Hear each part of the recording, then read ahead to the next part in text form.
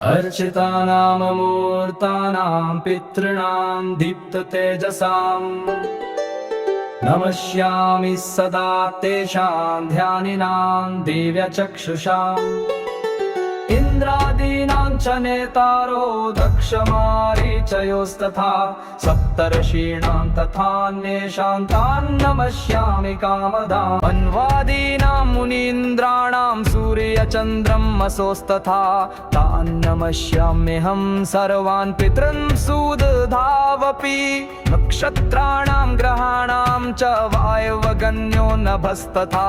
द्यावा पृथिवो व्योश्च तथा नमस्यामि कृताञ्जलि देवर्षीणां जनित्रीश्च सर्वलोकनमस्कृतान् अक्षय्यस्य सदा दात्रन् नमस्येषं कृताञ्जलि प्रजापते कश्यपाय सोमाय वरुणाय च योगेश्वरेभ्यश्च सदा नमस्यामि कृताञ्जलि नमो गणेभ्यः सप्तभ्यस्तथा लोकेषु सप्तसु स्वयंभुवे नमस्यामि ब्रह्मणे योगचक्षुषे